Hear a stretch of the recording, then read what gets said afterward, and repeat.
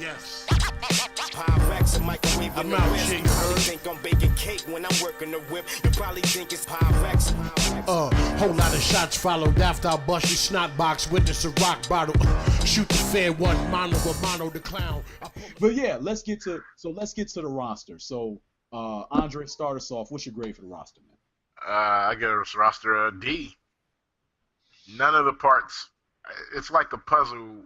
We're like if you took a puzzle, like 5 different puzzles, and you mixed all of the pieces up. You're like, shit, I don't know how to put this puzzle together. Well, of course you don't, because every piece is for a different goddamn puzzle. None of it works. Let's start with the top dog. What you think of Jimmy Buckets? Jimmy is really good, but like I said in the last podcast that we did on According to Sources, I think Jimmy has a tendency to play very, very well against very subpar talent. That he doesn't come up when they're playing really good talent. You know, like on the flip side, Derek plays badly against bad talent and plays outstanding against the good ones. Derek's disinterest when they're playing a point guard that he feels like is beneath him is palpable. Like you can feel it, like from through the screen when you're watching the game. Like it's amazing how lackadaisical he is when he feels like your point guard is not on his level. That actually it's kind of amazing to me actually. Like he don't see blood, he just see a dude that's like he ain't worth killing. Or at least not yet. Not somebody that I plan that I'm gonna go all in on a regular season game in January. Right. Maybe that's something that he plans on doing later on as the season goes on. You know, ratcheting up his intensity against these guys. But as far as Jimmy goes, I mean, I don't really have anything bad to say about Jimmy outside of he takes someone sent me a tweet, and they described Jimmy. This is the best description of Jimmy I've heard yet. He takes some of the most unnecessary shots, and that's my biggest issue with Jimmy. He is an unnecessary shot taker, and like the 3 that he took at the end of that game, where he just came down and faded away and took a 3. Like that was completely unnecessary. Yeah, completely unnecessary. And all of his shots at the end of the game were with a leg kick. Yeah. But as far as Jimmy goes, I have no problem with Jimmy. I hate Powell. I want Powell gone, and it's weird because I love Powell and I want him to stay.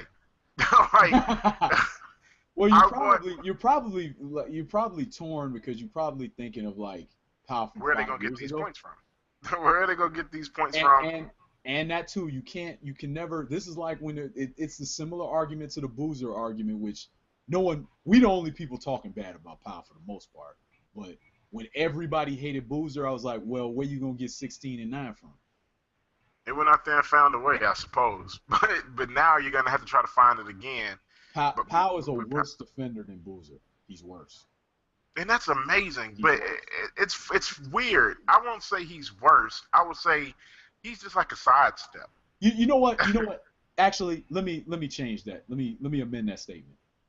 He's so much worse a pick and roll defender, and I think that because the pick and roll is so important, it's more extra pronounced. Rim protection he gives you, to me, is not enough to make up for the fact that his pick and roll defense. Especially with the way that they play pick and roll defense. But even when they iced the pick and roll, he still didn't do what he's supposed to do there either. He's just not going to be good on pick and roll defense. It's just the end of it. I mean, that's it. I used to hear Shaq criticized all the time, and Shaq is, I mean, Phoenix Suns Shaq was a better pick and roll defender than this. And that's sad because Powell he can play pick and roll defense. He played some pick and roll defense in that game. I was like, oh, okay, Powell's out here trying to play defense. No, when Powell makes mistakes, he's choosing to be lazy and not do it right. That's why he does.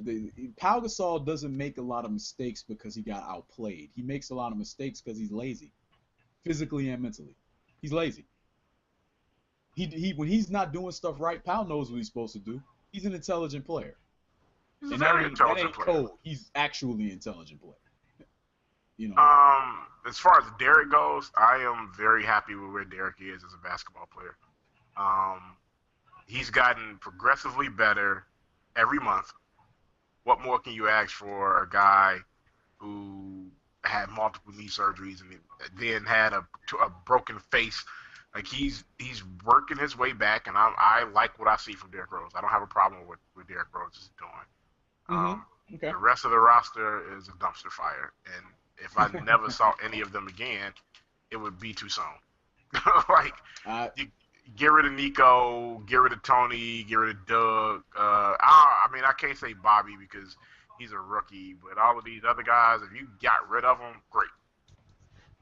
Yeah, I'm actually I'm very happy with Portis. I'm very happy with Portis. But anyway, what you think, Rob? Roster. As far as Andre, did you what was your grade? C? Hey, I gave it Oh, a C. D. Oh, I gave it a C. It was a C. Okay, Rob, go ahead, man. so what are we talking about? The roster? Yes. Yeah. The roster, I gotta give it a D. They got way too many guys that look like 42-year-old men. Way too many guys that look like Stop ragging on my man Taj. they got a case of the Thibs, all of them. If for those that don't follow the According to Sources podcast, we call the Thibs any player that played on the Thibs for a minimum of what do you say, Dre? About 2 years? 2-3 years. 2-3 years. It means you either scary as hell and you don't know what the hell you're doing playing basketball, or your knees and legs don't work anymore. A la Taj Gibson. Taj Gibson is in that group too. I know everybody loved Taj. You know, hard hat lunch pail. You know, I know everybody loves that, but Taj is starting to annoy me too. If you watch him real close, he's just as lazy as Powell is now. Too many times where he's walking up the court, not getting into position, just kind of standing around. And then when he does get the ball at maybe the elbow, when he used to just take that shot, his first couple of years in the league, he would just take and pop that shot, especially on baseline. Now he gets it, and he looks completely confused, looks scared as hell. Oh my God, I got the ball. What am I doing? Oh my God, oh my God, oh my God. Let me get rid of it. He throws up a dumbass shot. Then he tosses it into the third row of the damn stands. Tired of him. I'm tired of Powell. You know, you know what you're gonna get out of Powell offensively. You know he's gonna be able to hit that elbow or that. What the hell are you gonna get from him defensively? You have no clue. As far as defense, he's just out there. He's like a statue in most cases. You let Gordon Hayward on that drive towards the end of the game. Once he got around Jimmy, you were the only one standing right there. He think about stepping up. I was surprised that Jimmy looked tired. And credit to Gordon Hayward for still having his legs at that point in the game. Yeah. Jimmy looked tired, but Powell just was lazy and didn't give him no decent help. Just lazy. Powell should have. Gordon Hayward got to the rack and he jumped about 6 inches off the ground. Powell should have caught it. He should have caught that layup. There was no reason that should have scored. All he had to do was step from underneath the basket. That's it. Right. That's it. Gordon Hayward actually forced him. He by the time they collided, Powell was underneath the basket. All the Bulls players look like they're walking in quicksand. They look slow. We look slow and unathletic. You know what? So for this roster, I have to give them a D. Just because the roster looks slow and unathletic. I need a wing player that can dribble, that can shoot. If he needs to drive to the basket, he can do that. We got too many guys that. Well, this is why Derek and Jimmy are saying Etuan has to play. And that's sad because Etuan isn't a starting shooting guard in this league. He's not. No, he's not. But he ain't starting nothing in this league. He is the best wing. He is the second best wing on the team. Absolutely. And it's not really close, to be honest. It's not close. Oh, my God. That just depresses me. There you go. That's Garpax. They have whiffed on multiple wing draft picks. Like, they could have had Rodney Hood and Gary Harris. And for some odd reason, they decided that they wanted Doug McDermott, like, so badly. They would give up. Like, they could have gave up 30 first-round draft picks to get him. Funny about when I watch Doug McDermott and I watch Rodney Hood, I'm like I look at it and I say these two are not the same caliber of basketball player. Like, let alone are they similar in ability? That's obvious they're not, but they're not even the same tier of player. Rodney Hood looks like Rodney Hood to me is minimum going to be a Bradley Beal like sub all-star shooting guard type Like, guy. but I not could just see him. They could have had him and Gary Harris. Both of them. two They could guys, have had two guys that both can of finish with a dunk, hit their open jumps, actually hit their open jump shots. Gary Harris is a 3-point shooter. Like he was a 3-point shooter in college too. And he can also dribble a little bit, and like he's athletic, and you know he's not. I don't want to be racist on your podcast because I get racist in mine, but he's not the slow ass white dude. Well, the bottom line is, look, here's the bottom line. You know, you can say or not say that they wanted the white guy. It don't really even matter to me. It don't really even matter to me. All that matters to me is the first time I ever saw the guy play, because I don't watch NCAA basketball because it stinks. You know, only when I turned, the first time I ever saw Doug McDermott play in summer league, when I was sitting on the couch. I remember where I was sitting. He was working them summer league dudes over. Yeah. And I was watching him though, and I said, ain't none of this gonna work at the NBA level. This dude's got bad feet. He got bad feet. He cannot finish with a dunk in a half-court set in most cases. He misses his layups. His release is slow. And now that he's had to speed up his release, he can't make them. I'm looking at the dude and I say, well, what's the difference between this guy and Matt Carroll and all these other bums that they told me could shoot, and they get in the NBA, they can't shoot, and then they just give him a broadcasting job? What's the difference? What's the difference? He's a little bit more athletic than those guys, and he could do other things. And they actually run sets for him to do other things. And when he does them, he actually completes it. Like he had a little in that game yesterday. He posted up Rodney Hood and hit a little fadeaway. They give him dribble handoffs. They give him weaves, elevator plays for him. He does a whole bunch of stuff. But the problem isn't that. It's just like you can't keep him on the court long enough for him to be a factor here because he's so bad on defense. Yeah, because you got guys that get the ball in front of him, and they do stuff against him that they don't dream about doing against anybody else. It's like, wait, who is that driving to the basket on us? Who is that? What? Rob, that is an excellent point, because what you see a lot of times with Doug McDermott is you see pickup basketball style mentality. Yes, I'm about to take. I've heard about this cat. I ain't played the Bulls all season, or even when they did play them, I wasn't on the court.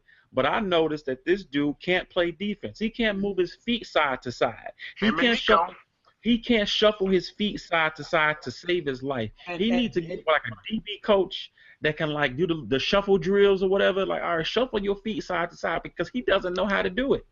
All you got to do is run around him.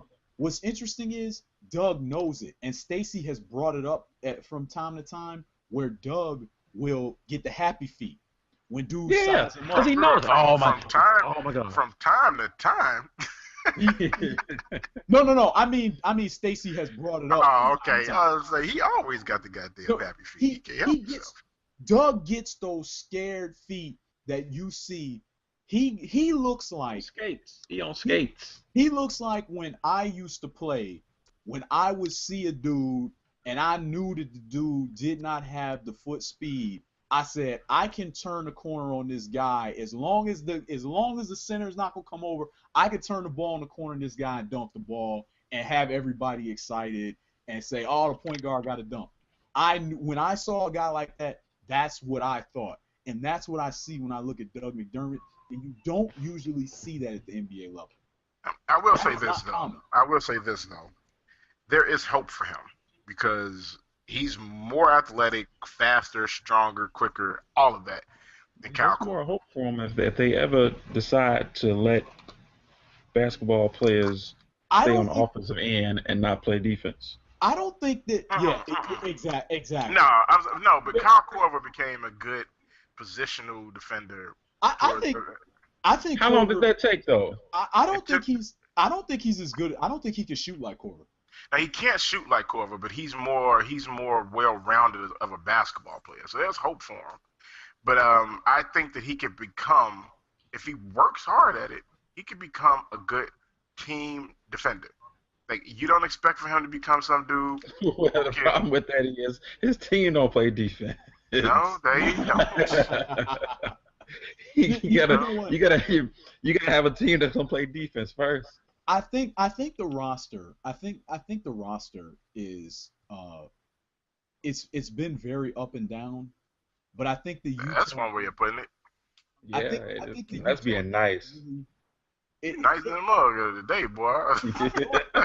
You know, I'm trying. What I'm trying to do is I'm trying to be fair. I'm trying to be fair, and I think I've seen games.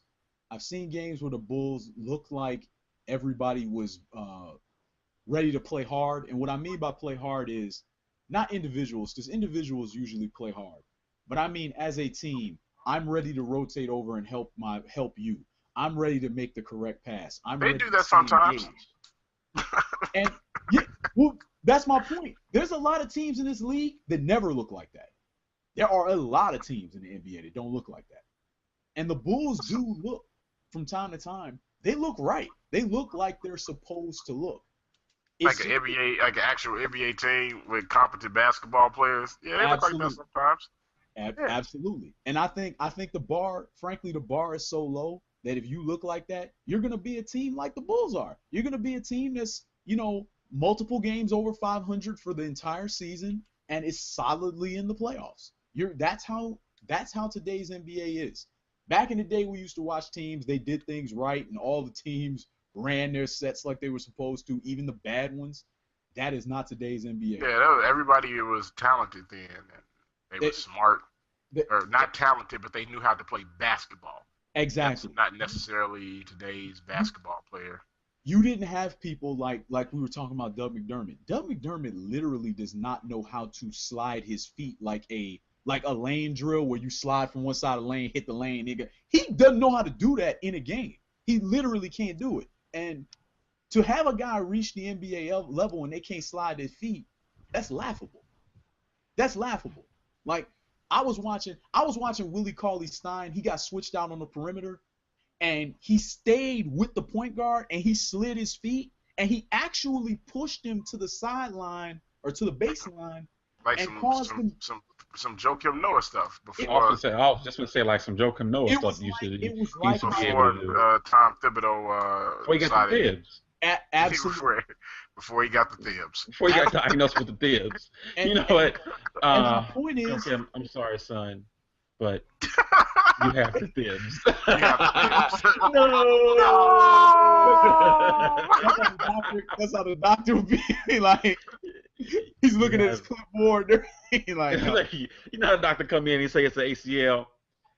So what's wrong, doc? Give it to me straight. I'm sorry, Joe. You got the Thibs, son. My career is over. I ain't never gonna be the same. Look, fucking doctor, like you got that right, Jack. But yeah, the way Willie Cauley-Stein can slide his feet on the perimeter in short bursts, he is a better perimeter defender than McDermott. Yeah, he's like a million times more athletic than McDermott. He better be a better goddamn perimeter. We need athletes, man. They need some athletes. Well, and that's again that I blame that on Garpax where they don't have a team with NBA athletes. But what bugs me is the effort from Pau Gasol, Jimmy Butler, who individually is having a fantastic season, like we expect a max deal player to do. But Jimmy, too many possessions going into business for himself. Too many possessions where if he ain't against the right talent and he ain't really that interested, he's not defending. Sometimes he's defending, and then other times he's kind of like, I don't really care. Yeah, it was one of those things that I was also talking about with Jimmy, is that I was saying Derrick Rose has no problem playing well when Jimmy plays well. Jimmy has a problem playing well when Derrick plays well, and that to me is the bigger issue here. Jimmy needs to dominate the ball. I don't know why Jimmy stands. When Derrick is driving. I don't know why he does that. And the reason I say that is one of the features of the old, or not old, but up until last year, Portland Trailblazers. when Damian Lillard would be in a pick and pop situation with LaMarcus Aldridge, or if he was driving and attacking, if you turned your head on the weak side, Wes Matthews will cut behind you.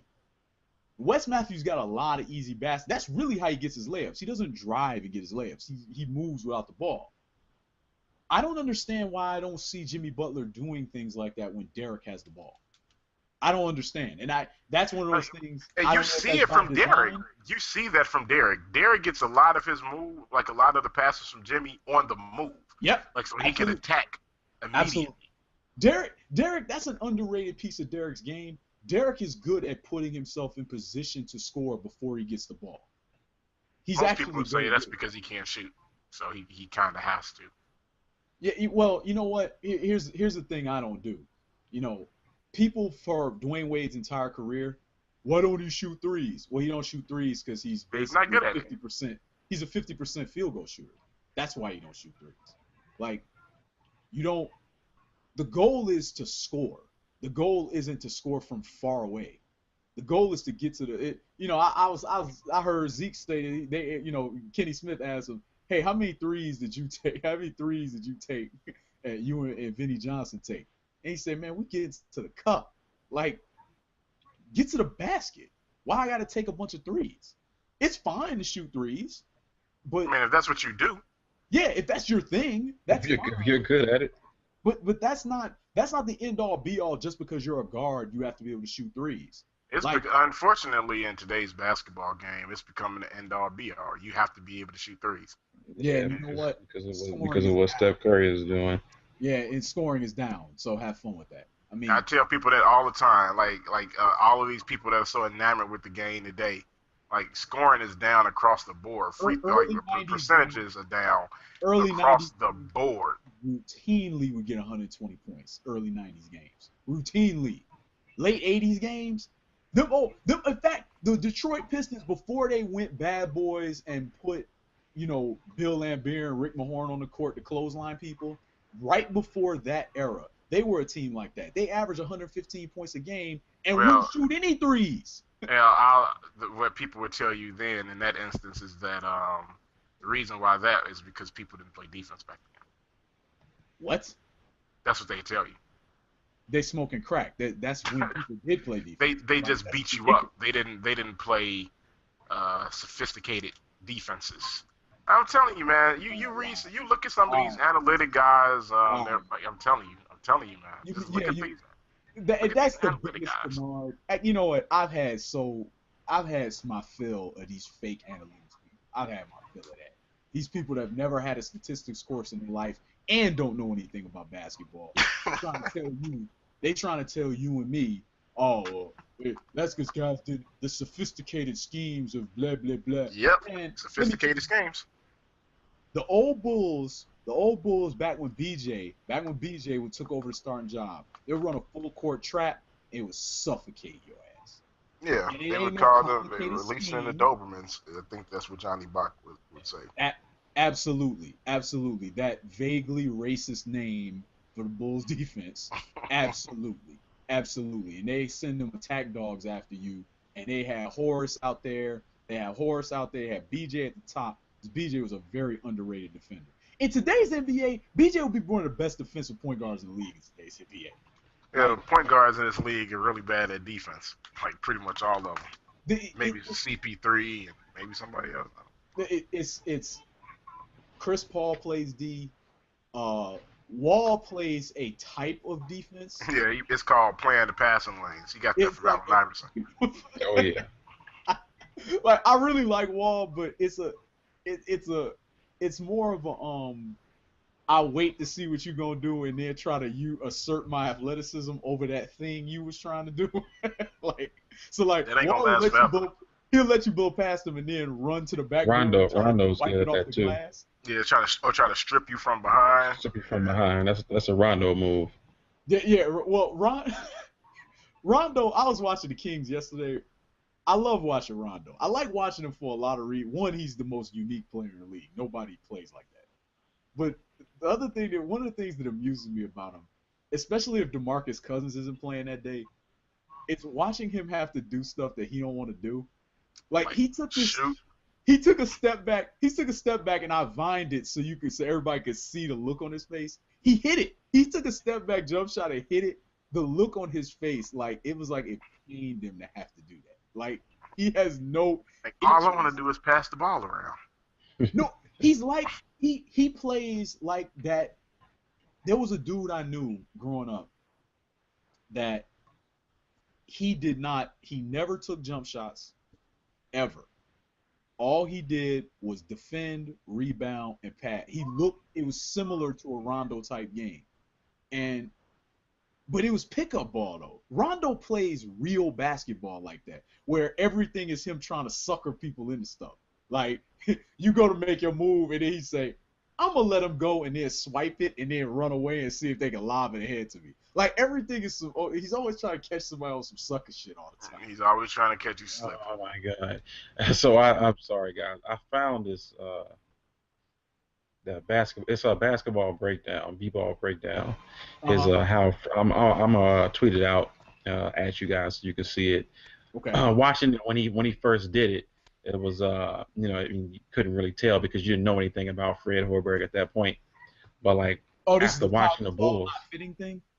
Yeah, this is all of it. Even in his video, he said at the end he thought because I'm looking at my comment, in YouTube, they still have your comment that you put, and I got into an argument with some people under the video about some of his comments on like trading roles because roles won't fit, what Fred Hoiberg wants to run and all of that.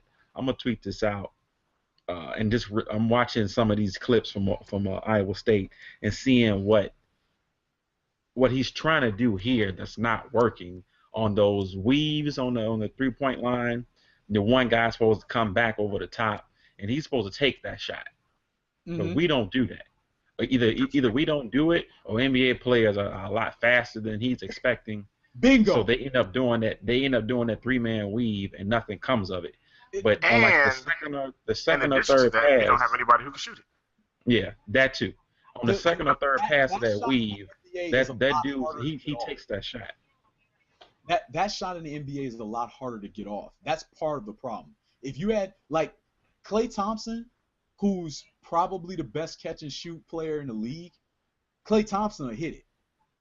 Do the Bulls have that guy? No, there ain't that many guys that I think can hit them. Not a guy that has a quick release and chuck it up. That's another big problem.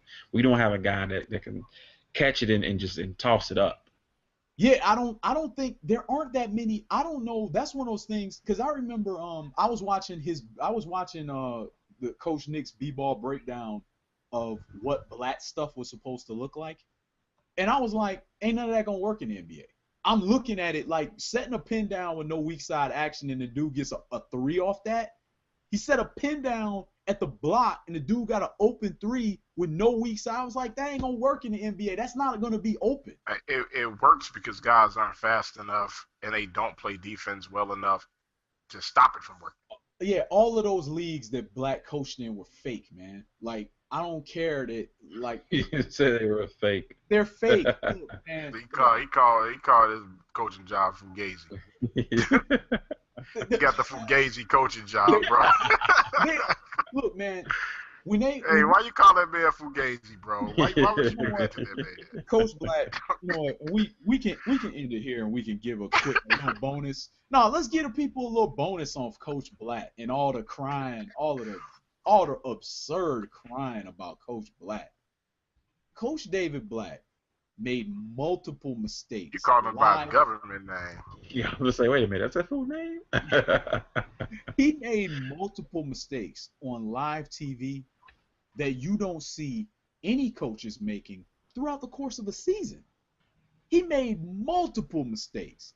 He made a big mistake the day that should have cost him the goddamn series against the Bulls. But let's not go there. I don't want to open up. The day before he got fired, he made, in my estimation, a couple different mistakes. I mean, on the night of the game, when they were playing the Clippers, I think, right? And he asked Tyronn Lue. He was like, should we foul here? Or it's just like, wait, what? Dude, you the head coach. What are you asking assistant coaches whether or not you should foul for? You don't know if you should foul or not? You, you know The why? announcers, the way they mentioned it, it was so off the cuff. They were like, and David Black just asked Tyronn Lue if they should foul. Just like, I was like, wait, what? And people I was arguing with some people today about this nonsense, and they're like, oh, well, such and such beat reporter said that those things were overblown. And I said, I don't give a crap if he says it's overblown. I'm watching the dude make mistakes on live TV. It's not like I'm hearing about it. And I'm then during watching like him the make mistakes. during the I don't know if it was a halftime interview or middle of the game interview, but they asked him about it. It was like, how do you feel about this, hack a foul thing or whatever? And I put that on Instagram. I put that whole interview on Instagram. At this point, it's helping his team win. He goes, yeah, I like to see us get rid of it, yada yada yada. Wait, what? Dog, it's helping you win right now. What are you talking about? No, you don't want to get rid of it right now. You winning. He's smart. The problem with David Blatt is all aspects of NBA coaching, be it interface. I thought you were about to just end it right there. the problem with Everything. David Blatt. The problem with David Blatt is all aspects of NBA coaching, be it interfacing with the media, be it his in-game strategies, his rotations, the sets he was playing, they weren't working. None of it was. He was bad with the media. He was bad in front of a camera at halftime. He was bad post-game. His post-game interviews were disasters. Disasters. He was bad with the players. Players hated him. Hated him. I'll say this about the post game, about the media stuff. Apparently, this is just how they did it, where he coached. Like, that's fine. That's fine. Like the media was really they were really rough and like aggressive. So for coaches had to had to do something to combat that. So it was basically developing a thick skin. Like that's what they did. They developed thick skin to combat a very combative media. You know what? To be honest, I could name a million reasons why he's making mistakes. I'm just saying he's making mistakes. Like I read that same thing you read, and it's like, okay, so he's bad for a reason. That don't mean he's not bad. He's supposed to be coaching NBA basketball. Yeah, I think I said this before, and I'll say it again about Blatt. I think he kind of got a raw deal in that situation because he didn't sign up to coach LeBron James. The checks didn't clear. They didn't know that he was LeBron when they signed him. Yeah, he didn't sign up to coach LeBron James. He signed up to coach some bums. To coach a bunch of young players so that he could teach them, certain parts about the game. Kyrie Irving. Is there any evidence that would have worked?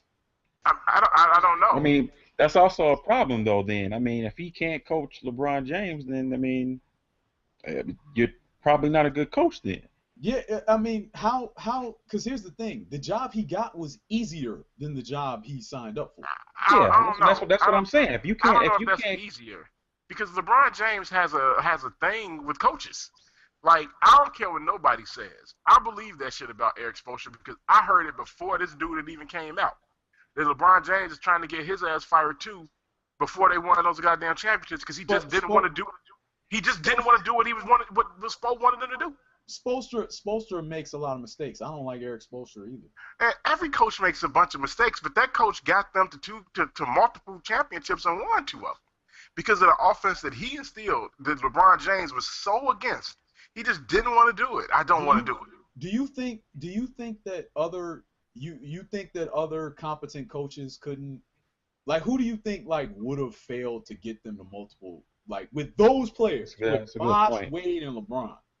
I don't know, but somebody has to do it. Because hell, he got there with David Blatt, so I mean, so he got there with Mike Brown too.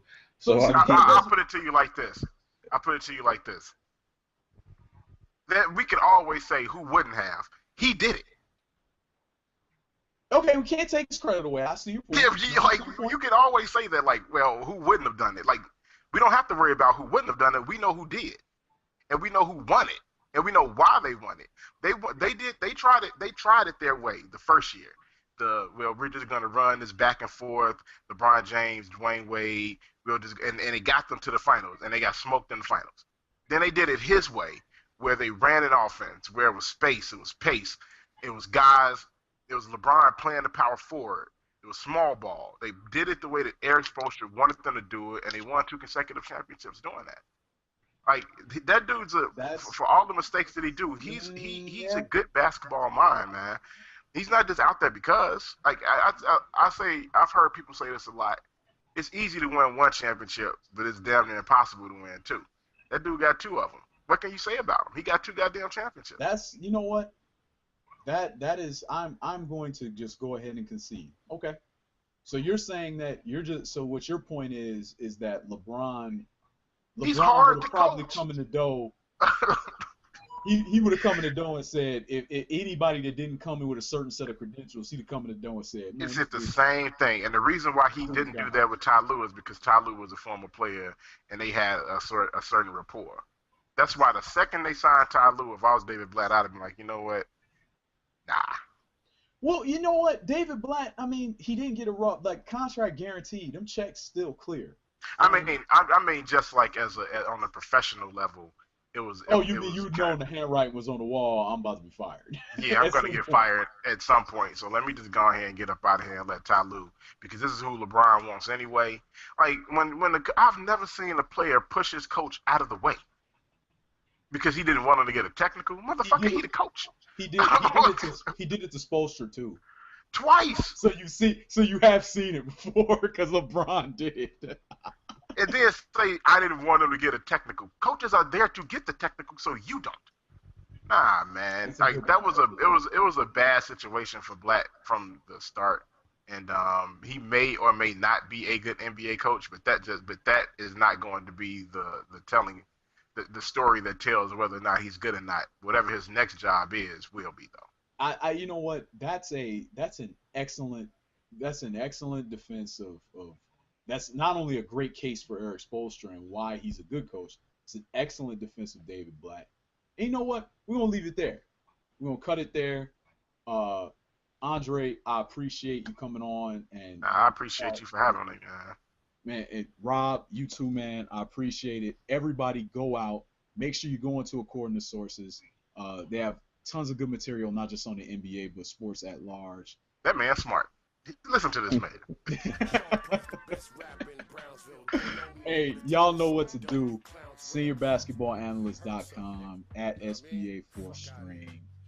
You know to follow me. I'm Vine in all the games. You know, follow me on Instagram and all that. You know what to do, and you know that. Where was I?